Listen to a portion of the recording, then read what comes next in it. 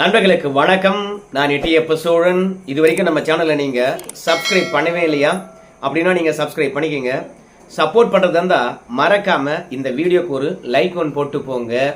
நீங்கள் என்ன செய்தியை பார்க்க போகிறோன்னு கேட்டிங்கன்னா, மகிழ்ச்சியாக பேச முடியாத ஒரு செய்தி தானுங்க.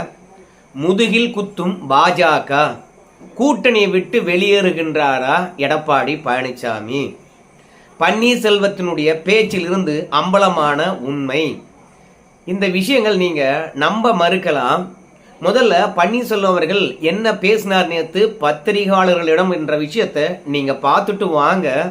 அதற்கு பிறகு பாஜக முதுகுல குத்துதா இல்லையா என்ற விஷயத்தை நான் உங்களுக்கு தெளிவுபடுத்துகின்றேன்.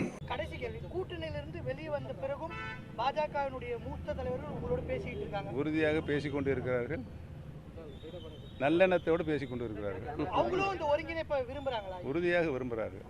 ஏனென்றால் இந்த இயக்கம் மக்கள் இயக்கம். அதனால் அனைத்து இந்திய அன்னார முன்னேற்ற கழகத்தில் தமிழகத்தில் இருக்கின்ற எதிர்க்கட்சியாக இருக்கிற இன்றைக்கு ஆண்டு கொண்டு இருக்கின்ற தவிர பாக்கி அனைத்து கட்சிகளும் விரும்புகின்ற இயக்கமாக இந்த இயக்கம் இருக்கிறது. பன்னீர்செல்வம் என்ன சொல்றாரு பாருங்களேன். கூட்டணி விட்டு வெளியே வந்த பிறகும் பாஜகவில் இருக்கக்கூடிய முக்கிய தலைவர்கள் என்னுடன் பேசுகின்றார்கள். அது தப்பு கிடையாது. பன்னீர்செல்வம் அவர்கள் என்டிஏ கூட்டணியில் இருந்தார். எந்த தொகுதியில் நிற்க சொன்னாங்களோ அந்த தொகுதியில் நின்னாரு. சுயேட்சை சின்னமாக இருந்தாலும் பரவாயில்ல போட்டிடுன்னு சொன்னாங்க. அதனால பாஜக சொன்னதை அத்தனையும் கேட்டாரு. ஒரு நல்ல இணக்கமான தலைவராக பன்னீர்செல்வம் இருந்தார். அதனால பன்னீர்செல்வத்துடன் பாஜக தலைவர்கள் பேசுவது தப்பு கிடையாது. மீண்டும் கூட்டணிக்கு வாங்க என்று அழைப்பதும் தவறு கிடையாது.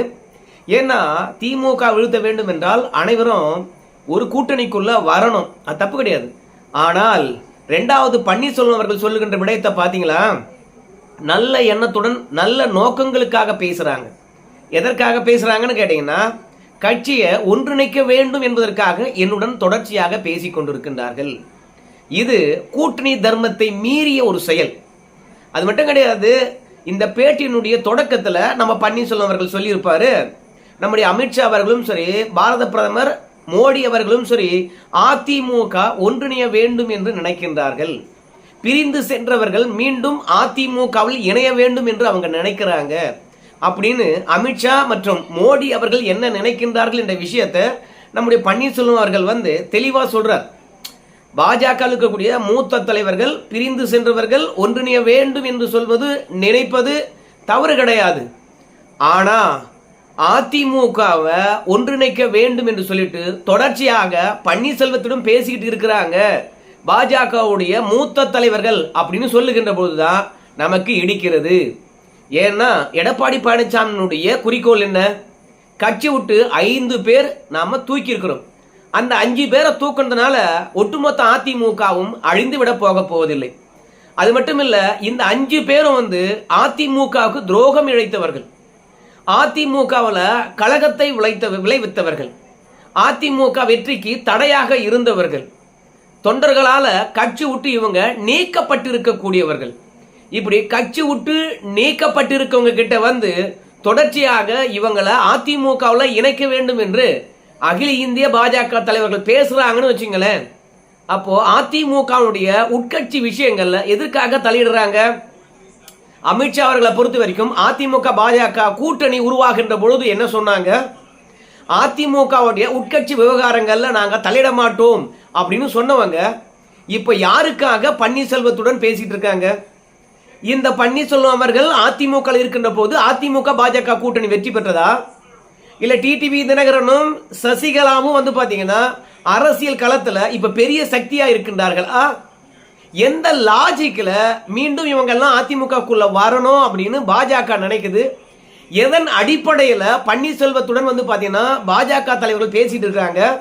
அப்ப பாஜக தலைவர்களுக்கு கண்ணியம் கிடையாதா? கூட்டணி தர்மத்தை மதிக்கவே மாட்டாங்களா? இல்ல பன்னீர்செல்வமா இருக்கலாம், செங்கோட்டையனா இருக்கலாம், அவங்களாம் என்ன சொல்றாங்க? நாங்களாங்க அதிமுக ஒருங்கிணைக்கிறதுக்காக களத்துல நின்னோம், எங்களை டெல்லிக்கு அழைத்ததே பாஜக தலைவர் தானுங்க, அவங்க தாங்க அதிமுக ஒன்றிணைய வேண்டும், அம்மா கட்சி சிதறிடக்கூடாது, அதுக்கு நல்ல முயற்சி நீங்க எடுக்கணும் அப்படின்னு ஊக்கமளித்தவர்களே டெல்லியில் இருக்கக்கூடிய தலைவர்கள் தான். அவங்க தான் அழைத்தார்கள். அதற்காக தான் நான் போனேன். பிறகு நம்ம எடப்பாடி பழனிசாமி கிட்ட ஒரு 6 பேர் போயிட்டு டெல்லியில் இருக்கக்கூடிய தலைவர்கள் என்ன சொன்னாங்க என்ற விஷயத்தையும் இவங்கெல்லாம் ஒன்று சேர்க்கின்ற போது அதிமுகவுக்கு வருகின்ற வலிமை என்னவா இருக்க போது, நாம இப்ப கூட்டணியை தேடிட்டு இருக்கோம், நாமெல்லாம் ஒன்னா சேர்ந்தா நம்மை தேடி பல பேர் வருவாங்க அப்படின்னு பாஜக தலைவர்கள் சொன்னதும் அழைத்து பேசினதும் நாங்க 6 பேர் கட்சியில் இருக்கிறவங்க எடப்பாடி பழனிசாமி கிட்ட போய் சொன்னோம் அப்படின்னு நம்முடைய செங்கோட்டையன் அவர்கள் சொல்லியிருப்பார். மொத்தத்தில் அதிமுக உள் விவகாரங்கள்ல எதுக்காக பாஜக தலையிடணும்? கண்ணியமே கடைபிடிக்க மாட்டாங்களா?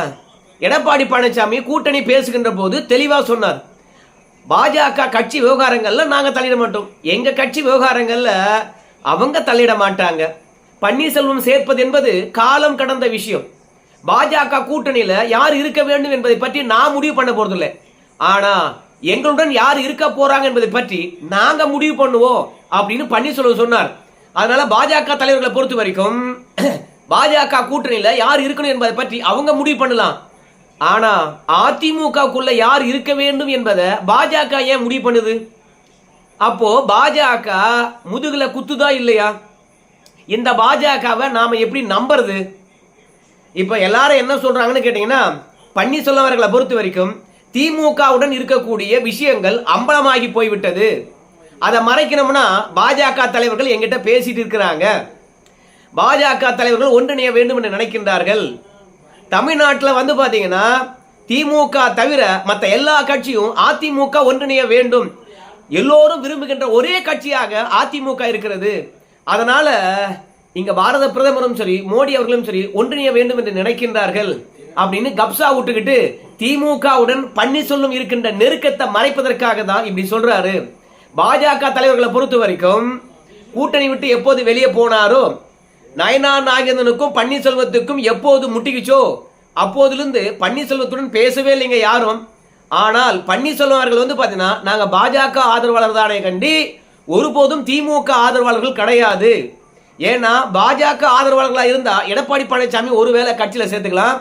ஆனால் இவங்க மறைமுகமாக திமுக பின்னாடி இருந்துகிட்டு அதிமுகவை அழிக்கின்ற வேலையை பார்க்கின்ற விஷயம் தெரிந்துவிடக் கூடாது என்பதற்காக இவங்க திமுகவுடைய ஸ்லீப்பர் செல் என்பதை யாரும் தெரிந்து கொள்ளக்கூடாது என்பதற்காக பாஜகவை ஒரு தடுப்பு கவசமாக தான் பயன்படுத்துறாங்க. அதனால தான் பாஜக தலைவர்கள் பேசுறாங்க, பாஜக தலைவர் ஒன்றிணைக்க வேண்டும் என்று நினைக்கிறாங்க, பாஜக தலைவர் பேசுவதற்கு எங்களை அழைக்கின்றார்கள் என்று சும்மா கப்சா விட்டு இருக்காங்க அப்படின்னு தமிழ்நாட்டில் இருக்கக்கூடிய பாஜக தலைவர்கள் பன்னீர்செல்வம் பேசுகின்ற விஷயத்துக்கு சாயம் பூசலாம். பன்னீர்செல்வம் திமுகவுடன் நெருக்கமா இருக்கின்ற விஷயம் அதிமுகவினருக்கு தெரியும். ஆனால் அதே மாதிரி டெல்லியில் இருக்கின்ற தலைகள் பன்னீர்செல்வம் பின்னாடி இருந்துகிட்டு, அதே மாதிரி செங்கோட்டையின் பின்னாடி இருந்துகிட்டு, டிடிவி தினகரனுடைய பின்னாடி இருந்துகிட்டு, சசிகலா பின்னாடி இருந்துகிட்டு அதிமுகக்குள்ள தொடர்ச்சியாக குழப்பத்தை ஏற்படுத்துகின்ற விதமாகவே இருக்குது. ஏங்க இன்னும் கூட ரெட்டலை பிரச்சனை ஏன் தீரவே இல்லை? அந்த பாஜகவால அந்த ரெட்டலை பிரச்சனையை தீர்த்து வைக்க முடியாதா? நம்முடைய பொன்முடி இருக்கிறார், நீதிமன்றத்தால் பாத்தீங்கன்னா குற்றவாளி என்று அறிவிக்கப்படுறார், உச்ச நீதிமன்றம் போறாரு. ஆனா உச்ச நீதிமன்றத்தில் போய் நீதிமன்றத்தை நாடுறதுக்கு முன்பாக டெல்லியில் இருக்கக்கூடிய பாஜக மூத்த தலைவர்களை அப்பனும் மகனும் மனைவியும் ஓடி போய் சந்திக்கிறாங்க. அதற்கு பிறகு பொன்முடியுடைய பதவியானது காப்பாற்றப்படுகிறது. இப்படி திமுகவுக்கே வலிந்து சென்று பொன்முடியை காப்பாற்றுகின்ற விஷயத்துக்கெல்லாம் களத்தில் இறங்குறாங்க. காரணம் அமித்ஷாவுடைய பையன் பொன்முடி பையனுக்கு நெருக்கமா அதை செஞ்சு கொடுத்தானா. ஆனா இன்னைக்கும் அதிமுகவில் நிலவுகின்ற குழப்பத்துக்கு முற்றுப்புள்ளி வைக்காத இந்த பாஜக தொடர்ச்சியாக பன்னீர்செல்வத்தை கட்சியில சேர்க்கணும் என்பதற்காக பேசிட்டு இருக்காங்கன்னா, கூட்டணியிலும் இருப்பாங்க, கூடவே இருந்துகிட்டு சர்ச்சையை கிளப்பிக்கிட்டு முதுகுல குத்திக்கிட்டே இருப்பாங்க. ஆனா எடப்பாடி பழனிசாமி மட்டும் எல்லாவற்றையும் பொறுத்துக்கிட்டு பாஜக ரெய்டு விடும், மாமனார் மாட்டிக்குவாரு, புள்ள மாட்டிக்கும், பொண்ணு மாட்டிக்கும் அப்படின்றதுக்காக அந்த பாஜகவை தோல்ல சுமந்துகிட்டு இருப்பாரா? தமிழ்நாட்டில் இருக்கக்கூடிய பாஜக தலைவர்களை பொறுத்த வரைக்கும் நம்பிக்கைக்குரியவர்களா இருக்காங்க. அது வானதி சீனிவாசனா இருக்கலாம், இல்ல நயனார் நாகேந்திரன் அவர்களா இருக்கலாம், தமிழிசையா இருக்கலாம், எச் ராஜா அவர்களா இருக்கலாம், அதே மாதிரி நம்முடைய பொன்னாரா இருக்கலாம். இவங்கெல்லாம் நம்பிக்கைக்குரியவர்களா இருக்காங்க. ஆனா இன்னும் சில பேர் நம்பிக்கையற்றவர்களா இருக்காங்க.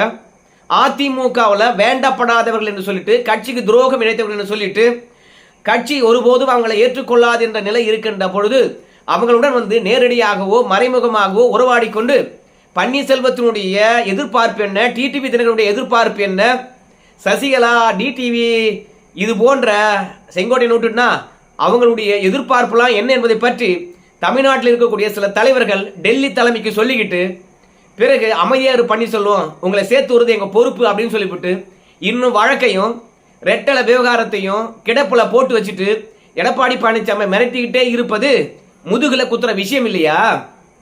அப்போ இந்த பன்னீர்செல்வம் பாஜகவுக்கு தேவை.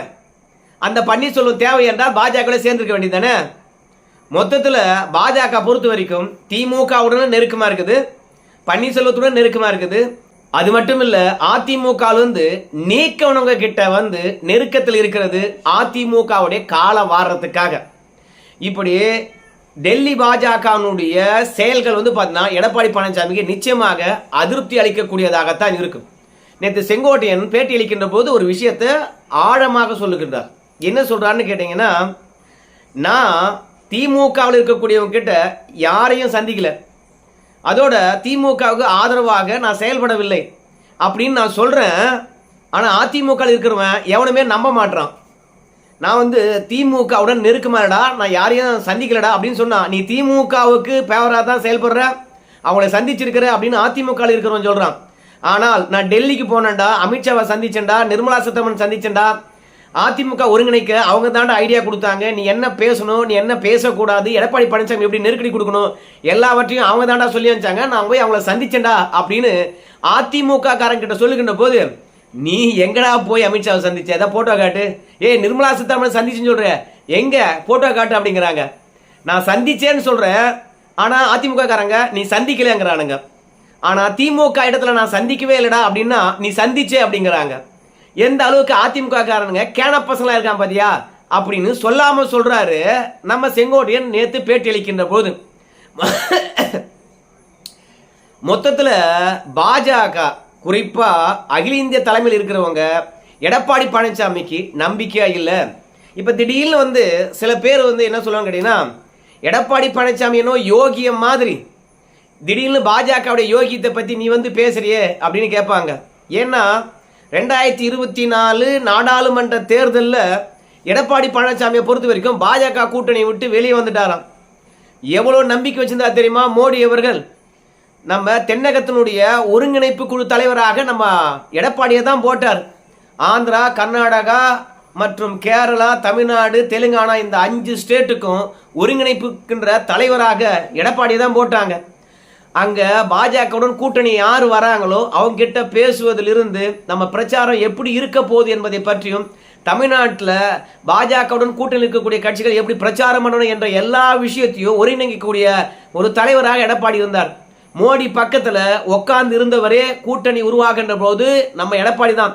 ஆனால் இப்படி மோடி வந்து எடப்பாடிக்கு உரிய மரியாதை தருகின்ற போது திடீர்னு கவுத்துட்டு பாஜகவுடன் கூட்டணி இல்லை என்று சொல்லிட்டாரு. இந்த துரோகத்தை எப்படி அகில இந்திய தலைமையானது மன்னிக்கும்? அன்னைக்கு எடப்பாடி பழனிசாமி முதுகுல குத்துகின்ற போது உங்களுக்கு எல்லாம் சுகமா இருந்தது.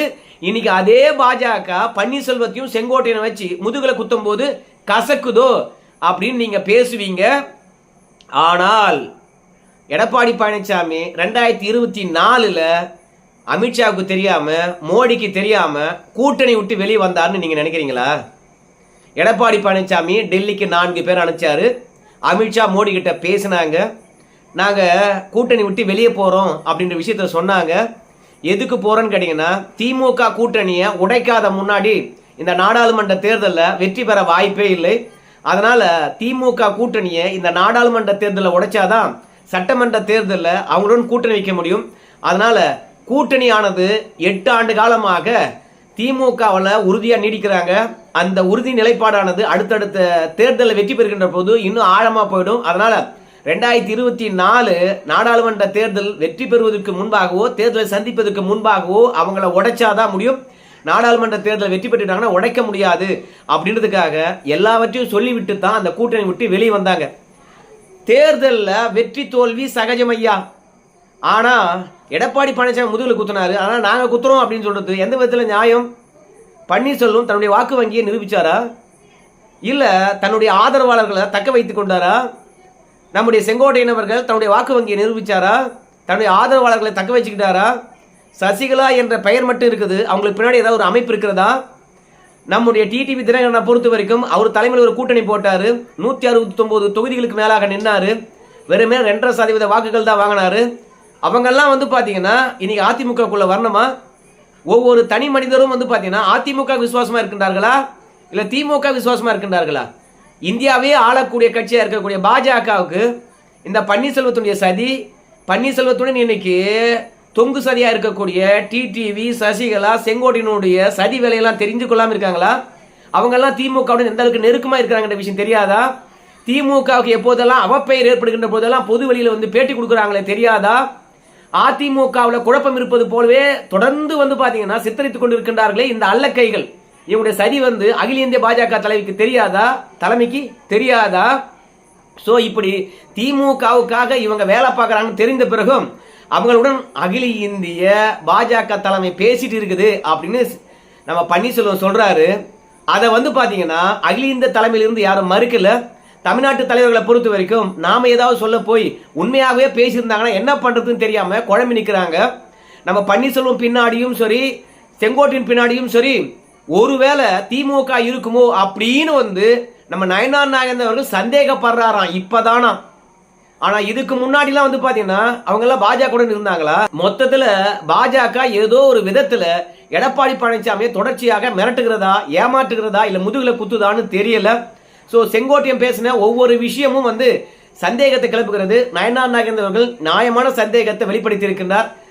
அகில இந்திய பாஜக தலைமையானது நாங்க பன்னீர்செல்வத்துடன் வந்து பாத்தீங்கன்னா அதிமுக ஒருங்கிணைப்பை பற்றி பேசவே இல்லப்பா, அவர் பொய் சொல்றாரு அப்படின்னு பன்னீர்செல்வத்துக்கு எதிராக கருத்து தெரிவிக்க வேண்டும். இல்லை என்றால் இந்த கூட்டணியில் எடப்பாடி பழனிசாமி இருக்க மாட்டார் என்று தான் நினைக்கிறேன். ஏன்றத அடுத்த வீடியோவில் நான் உங்களுக்கு சொல்றேன். நன்றி நண்பர்களே.